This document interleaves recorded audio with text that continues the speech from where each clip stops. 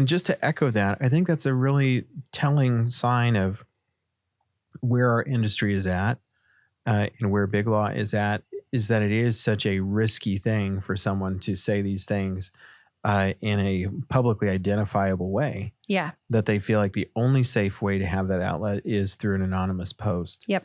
And it's very seldom, at least relatively speaking, that somebody's willing to share it with their name attached to it. Right. Unless they've left big law and are in an otherwise secure profession because of their fear of reprisal. Yep. And when you look at the number of stories and the consistency of some of those themes, man, I mean, it's just sort of shocking at the volume. Welcome back to another episode of Breaking the Law. Our goal here is to help make our industry better. It is based on a belief, or I should say the conclusion that we have reached, that the traditional approach to law is it's breaking people because that traditional model is broken. And so it's time to break free and work towards a better ideal of the law. Yeah. Yes, that is our conclusion. Yeah. I'm Sam Foreman. I'm the founder of Foreman Law. Our big focus is mergers and acquisition and business law. One of the best things in my life right now is when I get home in the evening, my son, who's 2, almost 3, will run out from the house and I'll say, "Hi, buddy." And he says, "Hi, buddy." And it's so fun. I love it. I know I've shared that one already, but it's just literally my favorite. Hi, buddy. Yeah. My name is Ashlyn Linskog. I am the founder and owner of AB Legal, which is a law firm that I started a little over a year ago now, maybe a year and a half ago, that focuses a lot on business advising and business disputes. And a menagerie of other things when I can be convinced to do it. So I think about my favorite thing right now is that I have had the ability, the privilege of being able to celebrate my husband's 39th birthday. Oh, he's going to kill me. His 39th birthday within the same amount of time that we've been able to also celebrate our 14-year wedding anniversary. Congratulations. And it's just been like a month of like really celebrating and honoring experiences. So I'm really lucky to have a marriage that continues to be worth celebrating. Oh, that's awesome. Yeah. That's awesome. Well, very cool. Wait, is he 39? I have no idea. He was born in 1986. I've never carded him, so. Can you do math? 1986. So he would be 38. That's what I meant. Yeah. I believe you're listening, which you're absolutely not. That's what I meant. Just that much more mature than a 38-year-old. It's tough to tell. We rounded up to 39. Yeah. Love it. Well, today we want to talk about big law horror stories. Yeah. And I think it's important, as we've talked about before, not to lose sight of the fact that there are great people who are thriving in big law, having a wonderful experience. And I think that that's fantastic. And to also note that there are a lot of big law firms and a lot of people within big law firms that are actively working towards really important progress in our industry and are making progress. But I think it's also exceptionally important to be candid with the fact that those stories are more the exception than the rule. And that there's just frankly a lot of things that, especially for young attorneys that are going into the field, they're just not aware of necessarily. They're being told that, hey, these are myths about our industry. More on that later. Don't believe that stuff. That's just not real. And in many instances, the cultures of big law are perpetuating the idea that they're normalizing some of this stuff. They're normalizing not this stuff specifically. They're normalizing the expectations that create these things. Yep. And so standard caveats out of the way. Right. Big law, if you're listening, well, hey, that's cool. Hey. Please drop me a 1-star review and let me know it's you.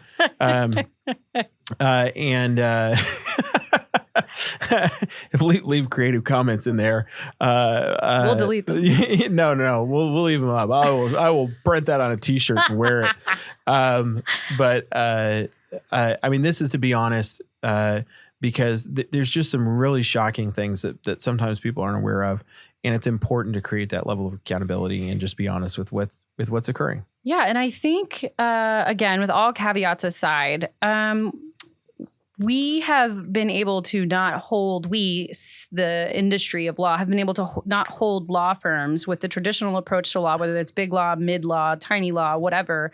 We don't hold them accountable for their bad conduct because we don't want to burn any bridges, because we need them on our resume to get to our next stop on the road. Or these are people you practice with or that you might run into one day or that may refer you a client. And so we've learned to just close our mouths and walk away as opposed to sound the alarm. And then some people we've even asked to come and share their horror stories, and they are so nervous about the implication of reporting what happened to them during their own life experience at a firm they no longer work at, that they were like, no, I just can't take the risk.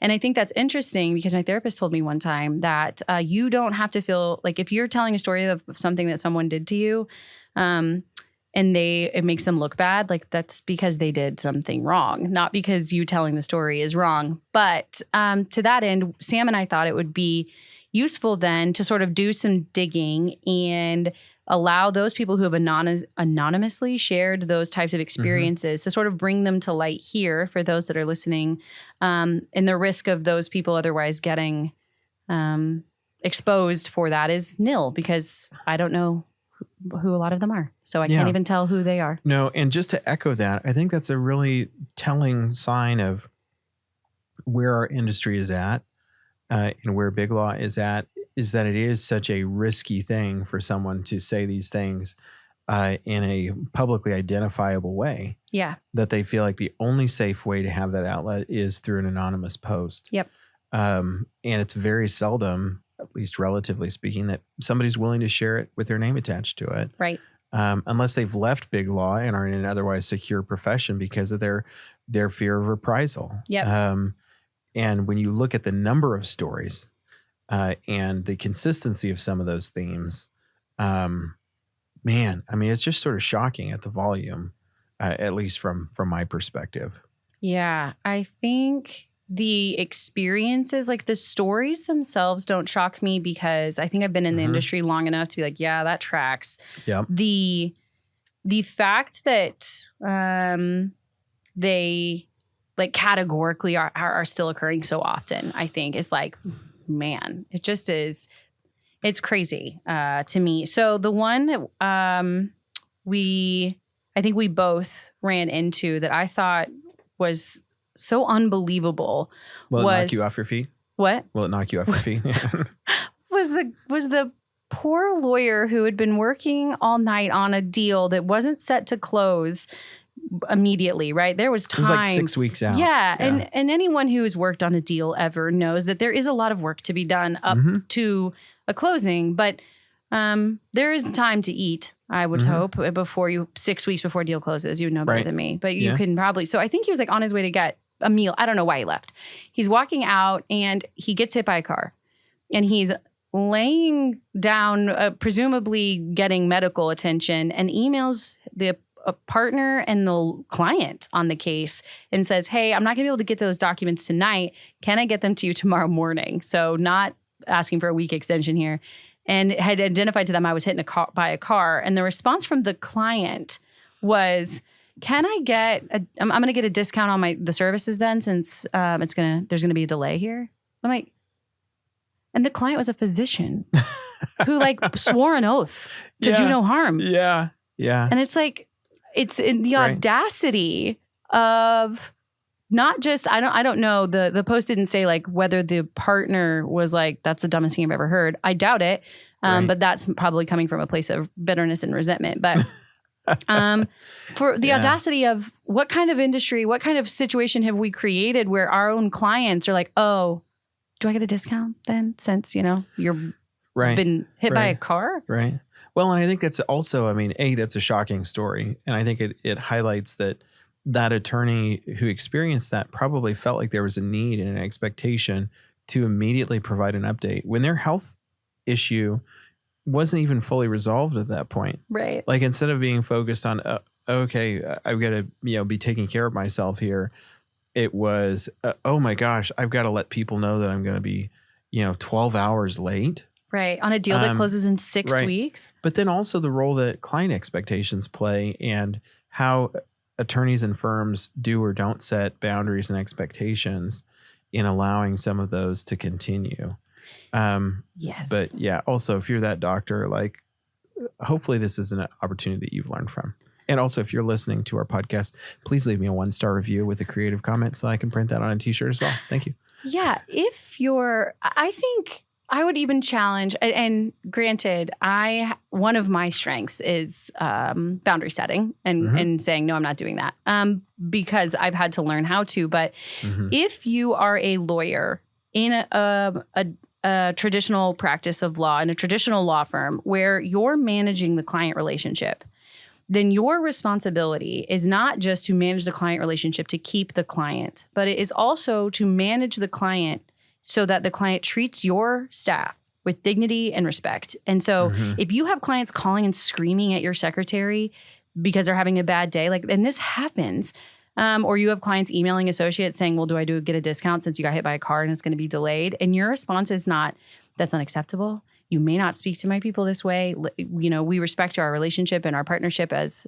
a client of the firms, but I need to tell you that's not how we treat people here. If that's not your immediate response, then you have some work to do because that's shameful. Yeah. Yeah. No, I think that, being able to set those boundaries is a critical responsibility of supervising attorneys. Yes. And I think you'll get better results from your team when your team knows that you're going to go to bat for them and make sure that you're taken care of. Yes. As I was looking and doing research for this episode, I felt like I saw a repeated theme of a disregard for the state of women, particularly around pregnancy and labor. And then we heard another example today of someone who was having a miscarriage. And that theme just seemed to continue to pop up for me. And maybe it was because those were such stark examples that people were willing to share them more often than not. But that just honestly blows my mind that people were expecting lawyers to work while giving labor or while in labor. Yeah. I don't know if that jumped out to you as well. Yeah, you see it a lot. And fortunately for me, my experience couldn't have been different in terms of the time period in which I was in that same boat. But I have friends, and then of course having read sort of the same stories that you did, the same forums and articles. It's still shocking to me that in this day and age that we're suggesting that women should both be responsible for bringing life into the world through their own bodies or through the body of someone else, which they're supporting and experiencing, and yet still manage everything else. I mean, still be responsible for emailing clients or sending updates. But I think it's because of we don't necessarily value the act and give it the level of deference and honor that it deserves. Those moments, both for male and female lawyers, right? When your kids are being born, at least for me, in my experience, the firms expected less from me, but I don't know that they gave as much deference to male lawyers to being able to be present and available when their children are being born because it's sort of the woman's work. And so I think the flip side of that coin is that it is an unbelievably unrealistic expectation that you're going to get any good work out of anyone that's in labor. I'm coming from someone who's been in labor. And two, that you're going to get any good work or any good analysis or research or whatever it is you're looking for, communication from someone who's in that position, whether they're the ones giving birth or supporting birth. What how well could I practice law in those moments? What is the client getting the best of me? Well, knowing you, I'm sure you would still do a fabulous job. Yes, I would. That's still the only correct answer there. However, but I don't want to. Yeah, no, but I think that that's a great observation. Is that this? I mean, there's sort of this implicit decision in that scenario that is what's best for the client. And of course that's what matters most. Right. When I think that there's a number of reasons to believe, just as you pointed out, that you've got somebody going through this enormous physical experience. I mean, completely setting aside the emotional and lifetime significance of that event. Your body, as you know, in ways that I will never be able to understand, is going through an extreme amount of trauma. Yep. An extreme amount of physical exertion in a relatively short period of time, but also over an extended period of time, and expecting and asking anything in that scenario, in my mind, is just absolutely appalling on a moral level. But even beyond that, doesn't really put the client first. No. And in so many of these instances, I mean, granted, the exact timing is very seldom going to be known. Right. Sometimes it is with precision if it's an induced labor. Yeah. These are all things that smart people can plan for, right? Right. And even if you can't, the expectation should be in any situation, childbirth, getting hit by a car, bereavement, any sort of, I can take the example of, Right. your mom calling at 10 p.m. and saying, I have a heart and they're going to do the transplant at noon tomorrow. And Right. that is dropping everything to be Right. there for it. So Which is your personal experience. Right. Right. The expectation should be from clients and partners and whomever alike, is that at least in most cases, I understand this isn't always, and some people work in areas of law. What I do for the most part, what most of these firms do is make or lose businesses money, right? That at the end of the day, right, the core work that is being done is to make or lose or identify how to make or lose money. The client's money, the firm's money. None of those things are more important or take precedence over the value of a human experience or human life. But the problem is we've sort of the commodity is the time, and so that's all you have to sell. Right. So even when you're going through a human experience, you have to sell it. We don't have paid time off as lawyers because unless they're employees. Yeah. And I think that's a really good observation. I mean, about the role that the value of time has in a lot of these cultural elements and business model elements that drive some of these big law horror stories.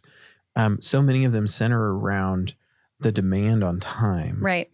And in many instances where time is the thing that you can plan for because you're an experienced big law firm that has, sometimes thousands of reps in this particular space. Right. To where you have the data and the experience to be able to plan for some of these things in a way that would accommodate the human experience in a more productive fashion, not only on a human level, but I would argue when it comes to the value that's created for clients. Yep. And I think that there's this fallacy that's involved here that says that, hey, the most valuable thing that we can deliver for our clients is not just the sale of our time to them, but from the value that the client receives is the timeliness of the receipt of a response or work product in a particular amount of time. Yep.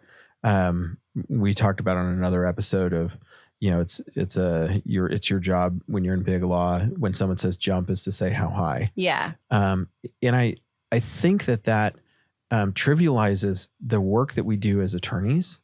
And I think that it misses out on something because I think it at smaller and mid-sized law firms, so often the value that's created is optimized around cost management, I think.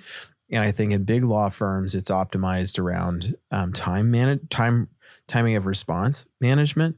And I think that both of those, it's a managing of cost. And in the big law firm setting, it's the managing of time as a cost. And I think what that loses out on for clients is the maximum leveraging of our expertise and experience to deliver optimal results based on focusing only on one factor of that, which is how quickly we get a response out to people. Yep. And I think that loses out on the opportunity to maximize overall value. Yeah, I think you're right. And not, or failing to acknowledge that it's like we talk about how being the busiest is like a badge of honor. Sometimes like the culture of a law firm is, well, I billed 70 billion hours last week. Well, I billed 70 billion 1 hours last week. And it's like, whoa, you're the best. 70 billion.1. Right. Yeah. And you're so busy, and that's amazing. I think it's the same way with like availability. Like it's like, wow, did you see so-and-so's emailing at 2 a.m.? Like, well, they must be working really hard. Or do you know, Ashlyn worked on Christmas? Like she really committed. She's like really committed to this firm. Yeah. And that's how you show loyalty in the framework of these people who that's what they value is it's not just the client. It's like you're trying to show how committed you are by giving up pieces of yourself that should not be up for sale. Like Christmas Day is not for sale. You can't have Christmas Day, but it's just, I think what I saw, like the underlying theory from the horror stories is a complete disregard for the human experience and just monetizing. It's not just about money. It's about showing that the most important thing is the work, and that everything else takes second place. And if you there an instant arises where something needs to take first place, then it's like the person responsible for that work is going to push you even harder. And be like, well, show me how important I am. Right. Well, and I think it's important to highlight here that, because so much of the point here is the ethical, the moral aspect of these scenarios. Yeah. And I think that I'm a big advocate for people's individual autonomy. And that if somebody comes to you and says, hey, I want you to take this position. I'm going to pay you an obscene amount of money that would make your mother blush. And in exchange for that, I'm going to purchase your unhappiness. Yeah. And as a result, whenever I ask, you're going to immediately drop everything and prioritize this. I don't care what the scenario is. Your health doesn't count. Your family doesn't count. Your mental well-being doesn't count. Your mother may be sick and in the hospital and about to receive a heart transplant. And you will be where I say you will be, doing what I say you will be doing. And you can take it on that basis, or you can decline. But that is what I'm offering you. Yeah. And I will pay you an obscene amount of money that most people will never dream of. Yeah. And I think that is vastly different than an offer of, hey, we're a progressive firm. We are leading the way when it comes to the advancement of women and minorities. And we have all of these perks for being a human in our law firm. And we are doing a fabulous job at making things better. Yeah. And we will also pay you very well, and you're going to work with world-class clients.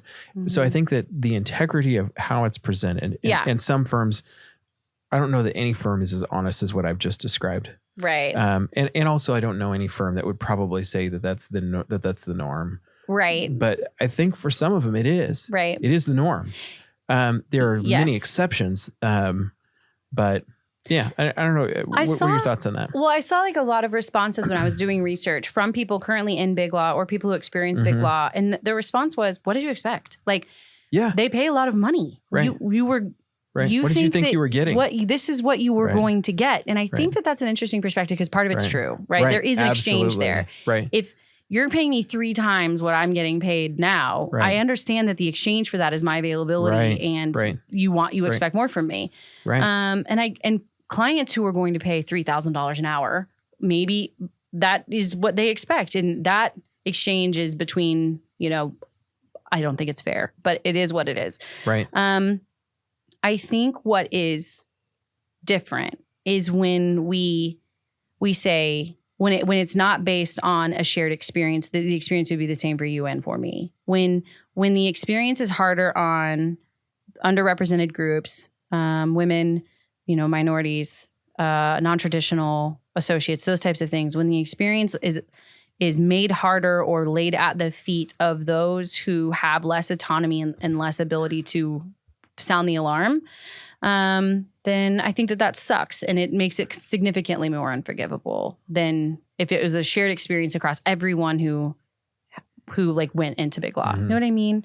Yeah. And like there are obviously those people who come out of it saying, I worked for 3 years, I made a lot of money, paid off some student loans, and now I'm going to go do the right thing. And the firms are fine with that. Right. Like they're like, tracks. Yeah, that's exactly what we wanted you for. So thank you for being here. Yeah. It's the ones that say, we want you to be here forever and we never want you to leave us. And we want, you're an investment to us. And well, it's the integrity of the presentation. Yeah, I think you're right. I mean, because if it's clear and it's communicated in that way, which I think it usually is not.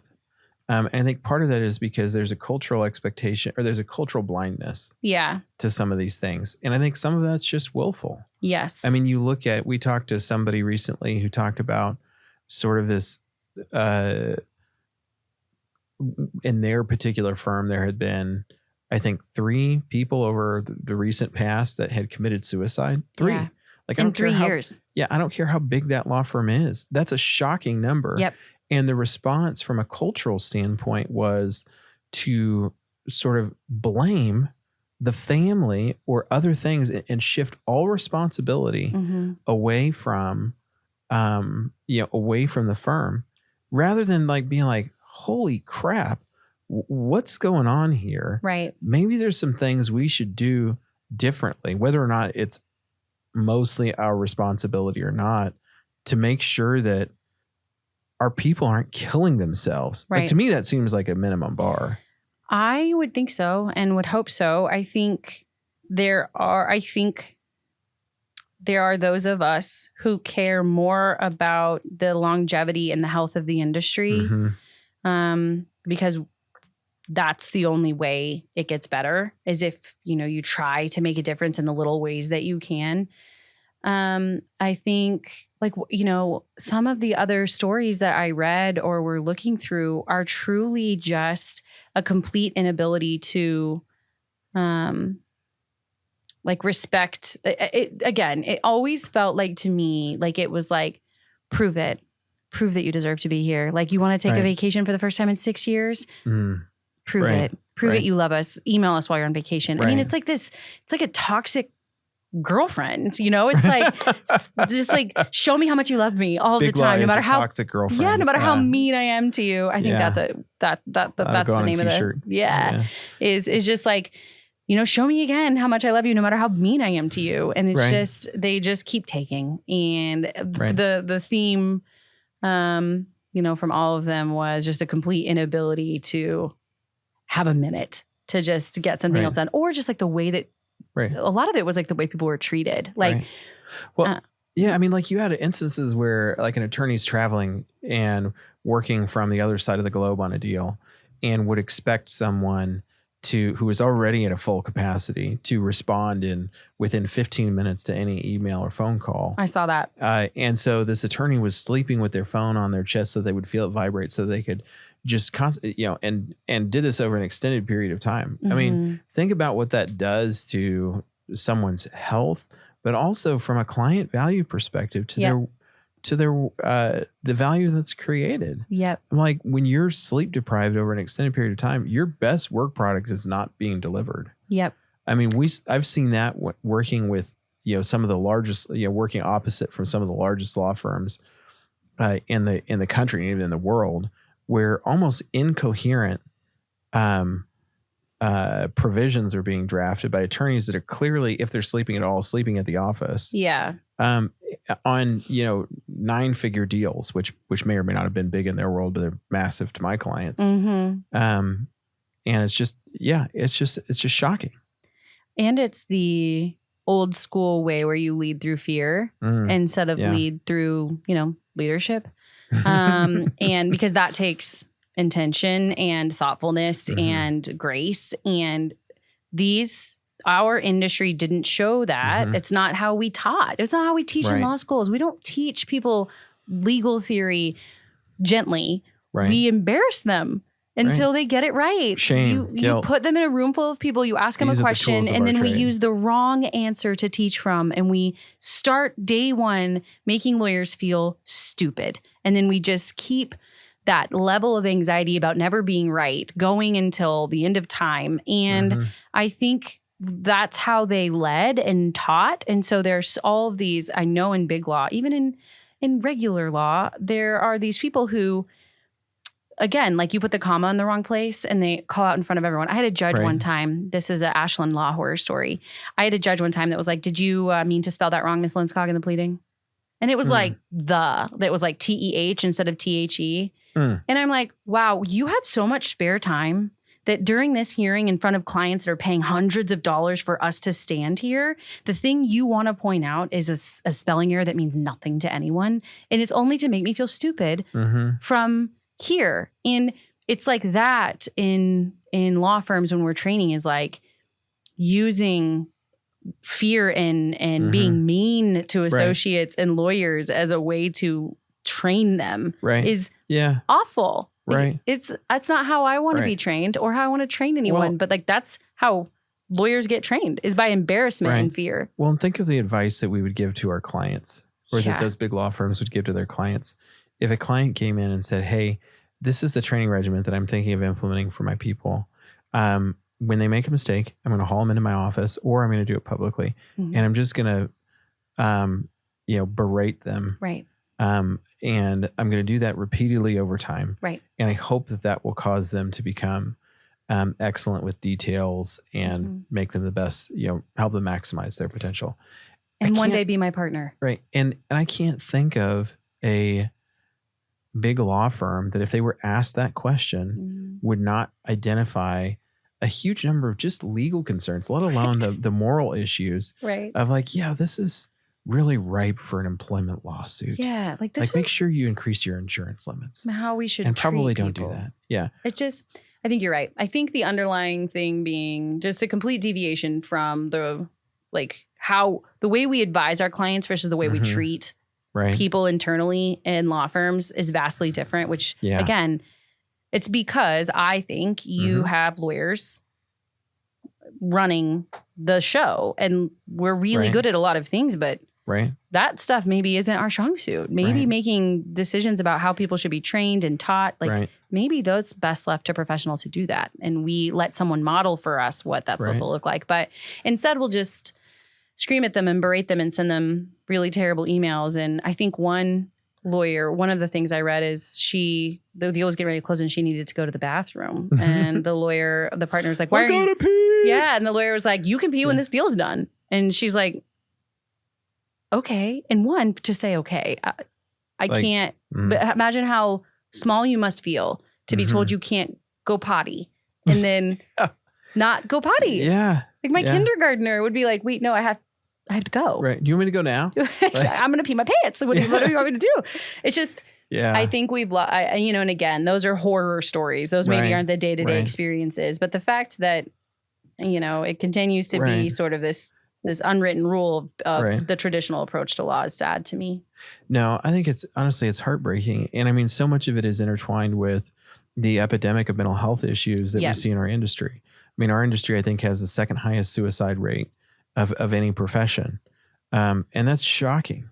And I think it's not just are those instances the norm, but sometimes it's the fear of those instances that perpetuate the behavioral control that gets people to continue to sell part of who they are because they don't know that there's an alternative. Yeah. But it's also the honesty of the exchange. I mean, as I mentioned earlier, it's one thing if people are really candid and clear about it. And that's not to let anyone off the hook. But I think a lot of people just aren't. And it's presented as one thing. And then you get in and then there's the bait and switch of, no, this is what it's actually like. I mean, one thing you and I have talked a lot about is the importance of unplugged time off. Yep. For mental well-being that optimizes our ability to create value for our families, our communities, and our clients. And sort of this expectation that this sort of perpetual availability for other attorneys and for clients. And I saw that popping up repeatedly as well in horror stories is that, people would be like on their honeymoon, or, they'd be on some vacation, and it's just a constantly like, I'm not even working or I'm not even taking a break with my family. Yeah. I'm just paying a lot of money to work from this place. Yep. I mean, I saw stories of people who had communicated months in advance. Yep. I am taking a break to go spend time with my family. And then last minute, just the disregard for, the value of the human experience and it's, to me, that one of the most frustrating things is that we're so smart. I know. Like attorneys are so figure smart. It out. Like you can plan for a lot of this stuff if you're intentional. Yeah, that's the thing, is that it is a complete lack of intention because it will always be someone else's problem. Right. That's how the pyramid works. And the only way that it works is it was your problem for years, and now I'm at the top of the pyramid, and this will always be someone else's problem. And my failure to plan is someone else's emergency. And sorry, but that's what we pay you for. Right. Yeah. So like what a happy episode, really. I think we've just really communicated. Right. I think, like we always do in every episode with what is a version, what do we think would make it better? Right.